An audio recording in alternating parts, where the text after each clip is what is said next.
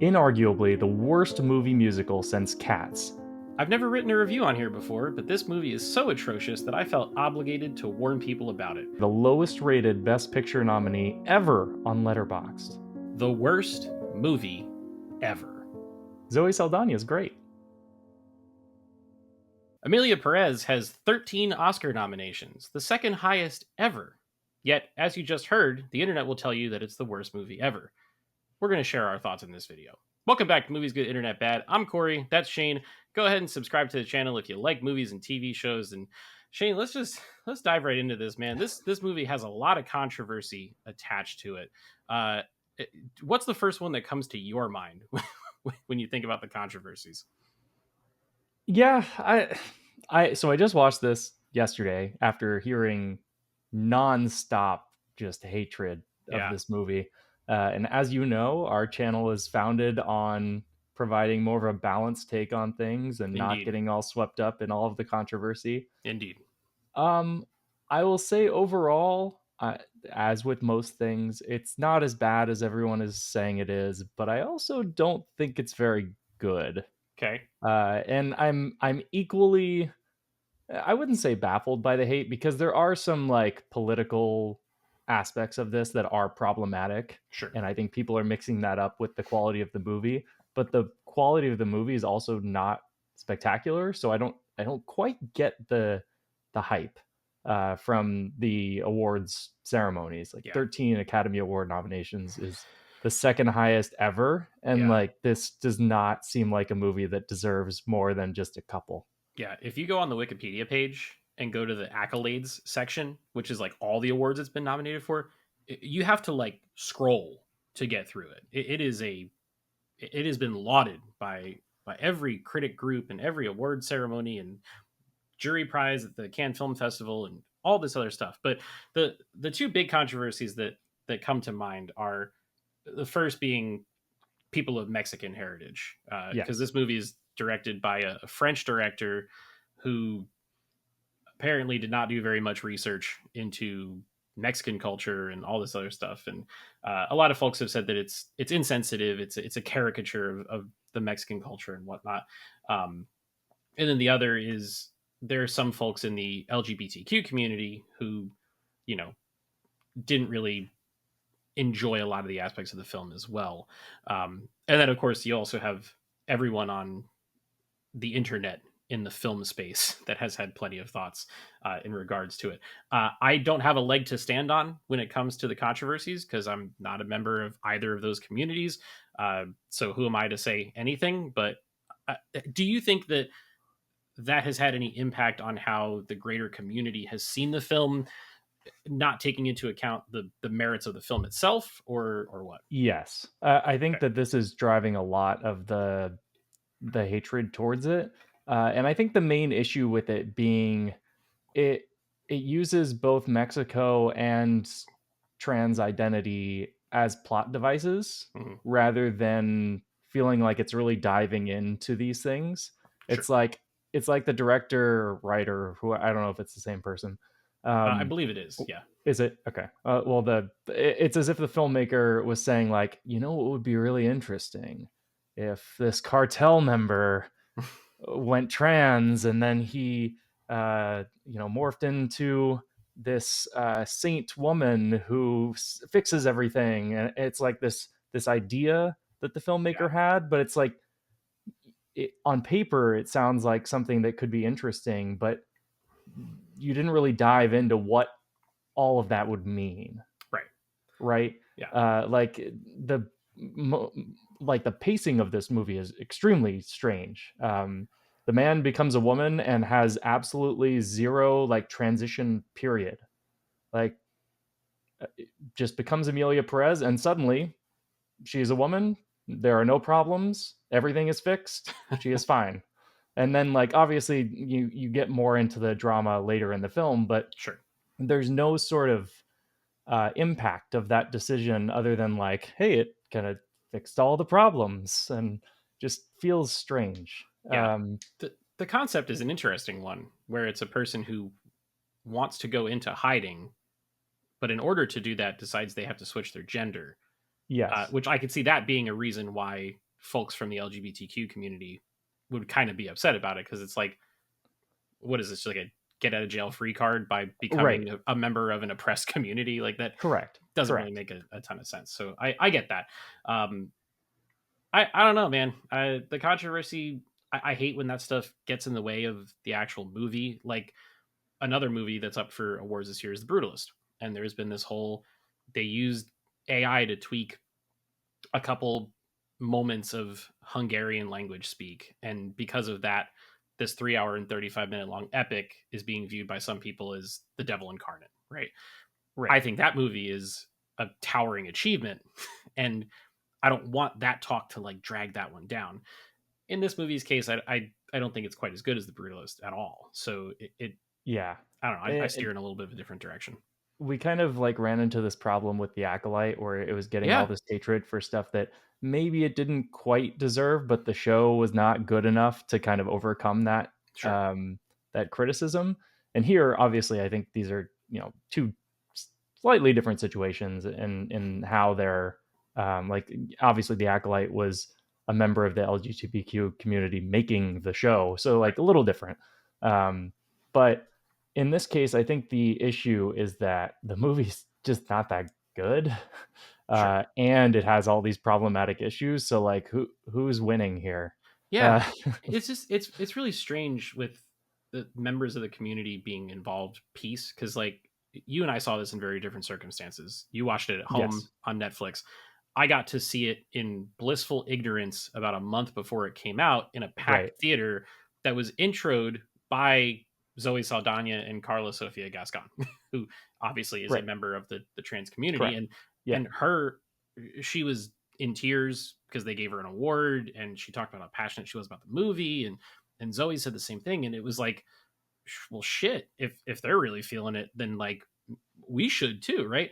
And I actually purposely haven't gone back and rewatched the movie because that screening, when it ended, thunderous applause, everybody in the entrance hall at the end was buzzing about it, and I was like, okay, yeah, I get it, this movie's going to clean up. And now all of a sudden we fast forward to, it kind of reminds me of the Anora home release, yeah, a where little all of a bit, sudden people who didn't go see it in a movie theater watched it, and maybe watched it half on their cell phone or whatever, and they're like, well, this movie sucks. And it's an interesting look into how we see movies, and the environment in which we see them, and how that has an impact.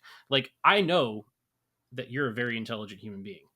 However, you saw all of the hot takes on this movie before you watched the I movie. did, That correct, had to influence your viewing right, of it, yeah, regardless of whether you wanted it to or not, right? right. Yeah, So, I was definitely watching the movie with the intent of seeing, like, are these people crazy, or like is it actually that bad, right. or what is the merit behind that? What are these awards bodies seeing in it? I tend to think that the awards bodies are almost virtue signaling a little bit, where it's like, oh, it's this this beautiful movie about trans perseverance, and it's like, I don't think it's that. Uh, so yeah, it's interesting. I feel like we're I having a hard time here. I mean, it's tough. Like, It is. It is. it's a situation where you know I can't stand up here and say this is not offensive to Mexican culture, because Mexicans are saying that it's offensive to their culture. Exactly. And the same thing with LGBTQ community, right? So obviously, if enough people are saying or are voicing those concerns, then they're valid. Hmm. But then on the other hand, I just don't think the movie's that good. So I, like I said, I don't know who's winning here. If you really break down the story, it feels like none of the decisions have any real depth or weight to them Hmm. throughout the entire film. It starts with the lawyer, and I thought that her kind of defending the murderer was gonna like circle back around at some point in the film, but like we spend the first 10 minutes on this case and Hmm. how corrupt the society is, and then Yeah. that never really goes anywhere. Uh, I think it's just meant to show that Zoe Saldana's character is stuck in a position that she's never going to get out of. Like, as a got it. lawyer, she's never going to get promoted. She's never going to do anything better with her life. But the character that becomes Emilia Perez. I don't even remember what the was it Manitas or something like that. Something like Yeah, that. Yeah. they see her and they're like, "That's the one. I'm plucking that person out and making them somebody or whatever." And yeah, I think that what you're saying there is a larger issue with the film where it has tonal whiplash Yeah. is the expression that I like to use. Because even when they introed it at the film festival I saw it at, they said, well, we have this Spanish speaking musical crime comedy. And I was like, well, I had no idea what I was expecting going into it. And I was like, well, shit, what does that even mean? You know? I don't think I've ever saw this movie as a comedy, even as I was watching it. Yeah, but Like the that's how they described musical, it before it started. yeah, the And it's musical just aspects like crazy. appear and they just feel strange and out of place. Yeah. Comparison to like the Joker from earlier this year, a similar thing where it's telling this like very like dark, dramatic story, and then Mhm. it's like, and then they just start singing for no reason. Yeah. And like the musical numbers in a different movie, they wouldn't be half bad. But I the don't think the prop music was that good to begin with, just in general. well, I like the one where she's in the red suit, which is going to be like her Oscar clip, Zoe, that and Or she's she's dancing dancing through in the the yeah. yeah, But like the problem is that none of those mesh with anything else that's going on. It yeah, almost feels like the crime stuff is trying to do very very serious crime stuff, a la like a Scarface or a Goodfellas yeah, or something like that, like a real gritty crime thing, and then it busts into slightly over the top musical, and I'm like, whoa, wait a minute, where did this come from? It just strange choices, and I think it's a movie that's trying to do a little bit too much within the confines of what is it, 2 hours and 20 minutes or something like that. yeah. So Yeah, it felt rushed to me where, you skip the whole it's like a 2 years later situation or something like that where, yeah, yeah, yeah, they reconnect later, and then, they reconnect the family with Amelia Perez, and then you have this, situation where the ex-wife doesn't know it's, formerly him, yeah. But and the kids know th because they yeah. recognize the scent and all that. Yeah, Yeah, and so it's like setting up for this like, oh, this drama and everything like that. And that's what I was talking about where it felt like a plot device. It was like, how can we make this convoluted situation, and yeah, it doesn't really dive into what it means to be a trans woman, especially in such a conservative country like Mexico is, right? hmm, Like there would be a lot of uh like issues that she would go through just from living in a conservative society. yep, And so and it just glosses over all of that. And yeah, it's just like, no, the intention of her being trans is simply for plot, which felt a little weird. Uh, yeah. like it just, I don't know. It felt, this is where it gets a little bit insensitive, right? Sure. And I think that's something where, movies can have a tone that they're rooted in, and then they can have branches off of that tone that kind of lean into other genre or ideas or whatever. But at the end of the day, you got to come back home, right? Like, what is this movie intended to be? And it feels like this movie tries to be like three different trees with a whole different Yeah. set of branches on each one, and that's kind of where it falters for me. I don't think it's as bad as the internet thinks it is. Well, no. Uh, And that's almost always the case with right. anything that the internet hates, right? Like it's kind of wild though that it's nominated for 13 Oscars and it has a 24% audience score Yeah. on Rotten Tomatoes. Like that's compare that to Oppenheimer last year, right? Right. Holy shit! Like that's crazy. So, um, I don't think this movie has much of a shot of winning too many of those awards, though. Do you? Oh God, could you imagine though? Like if Just it just swept, imagine what would happen if it if it just won all just 13? sweeps, wins everything. It could be fun. I mean, there's like a small chaos demon inside of me that would be like, "Hey, like let's go, anarchy Yeah, in the arena or whatever." But yeah, uh, do you think it really has much of a shot? I think Zoe Saldana has a good chance, but yeah. aside from that, I I really, thought Zoe was great. Although I texted you because I hadn't seen the movie and I'd heard the criticism about her being in the supporting role yeah, category, and I was like, oh, she's the main character of the film, which I guess shifts a little bit halfway through, where she gets removed a little bit, but she's the main protagonist of the story, and so it's Mhm. just weird that she's nominated in a supporting role because I think she's basically the main character. Yeah. And What about best VFX for that car crash? oh my god, I yeah, it's so funny to me that the entire movie is just this, grounded practical thing, and then you have this crazy, awful looking car going down a mountain shot, and then Yeah. it explodes with fake fire, and that whole ending was so over the top and stupid. I just hated it. Well, the funny thing is that it's like it's in the dark, right? And there's a lot of gunfire and it's little muzzle flashes. And I was like, oh, okay, they're going for like the Sicario thing, right? Yeah, Because that's how Sicario's third act goes. And it, don't come at Roger Deakins, and try to emulate right. that because you're not going to. But uh, and even all of that stuff though was like, okay, real people on a location, actually there doing the thing, and then there's this car. And like I saw that and I was just like, Jesus Christ, this is a Netflix movie. Because that's like whenever I see that anything is coming out from Netflix, I'm like, oh, it's gonna have like 80% practical and then 20% just like complete video game CGI that's not gonna Yeah. look good. It's just I hate when they do that kind of stuff. And it's not necessary. It added nothing to the movie to It have that in there. And Yeah, I don't know, I don't like, know. the ending to me was so strange because, like I said, it rushed through almost everything in the movie, so then when the ending hits and you've got this big scene about the parade for Emilia Perez and everyone's singing and chanting and stuff, it's like, did she earn that? I feel like we didn't see enough of her actually helping Yeah, people you know that for she it to be warranted. establishes the foundation or whatever, and Yeah, they spend like a little bit of time there, but not really that much, right? yeah.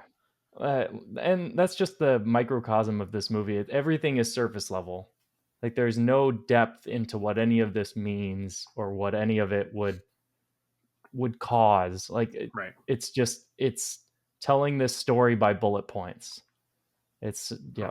man turns into woman, becomes a helper of the community, dies in horrific accident, and is praised as the savior of Mexico. Yeah, which you just laid that out in like 5 seconds, and this is a 2 hour and 20 minute movie, right? Yeah, it's weird. I did think the performances were good. Yeah, Um, I like the acting is good. Cinematography was fine. yeah, it's fine. I didn't think it was anything to write home about, but it wasn't an ugly movie by any means, except the car at the Did it end. get nominated for cinematography? I don't know. It's Oh no. all the way down the list. Uh, Oh, let's I see. thought the musical numbers were not great. It felt like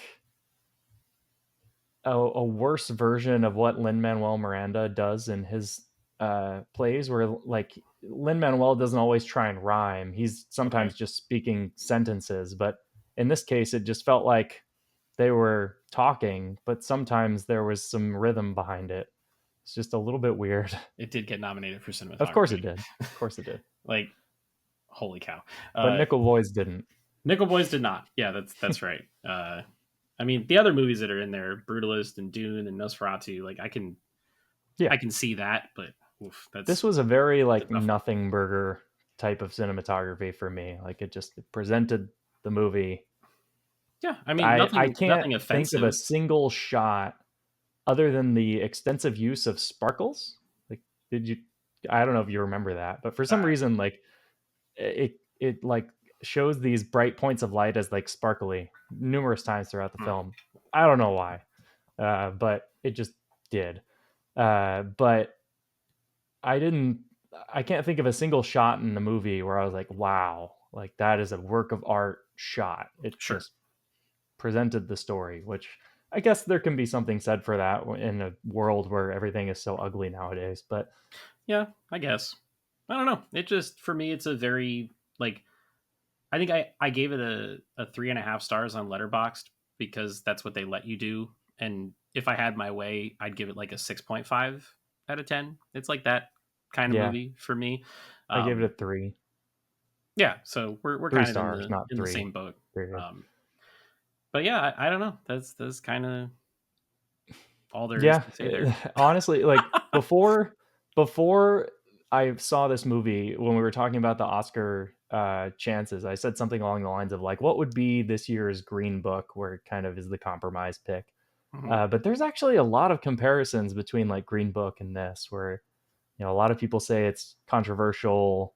The yeah, movie's you're just right. not that great to begin with, and not really deserving of it. Mhm, So like you don't really want to root for it at the same time. yeah, Like if it was some spectacular movie with some problematic aspects, there'd be a lot more of a duality of sure. opinion because like, well, yeah, but it's such a great movie. Well, and This doesn't a have either side. a lot of the movies that are in this year have that. There's The Brutalist with the AI thing. There's the Right. fact that they didn't have an intimacy coordinator on Anora. Right. There's Yep. there's going to be little controversies about every movie, but at the end of the day, I think that Brutalist and Anora are significantly better films than Yeah. this. At the end of the day, and that's in the regards to what we're talking about. That's what matters. So, Yeah, and the people comparing this to Crash are, I think, almost 100% on the mark because it's okay. like Crash is this movie that thinks it is like fixing racism by creating this movie. hmm And I think that this movie thinks that it is like fixing LGBTQ issues by presenting this movie. And I don't think either of them delves into the reality of any of those situations.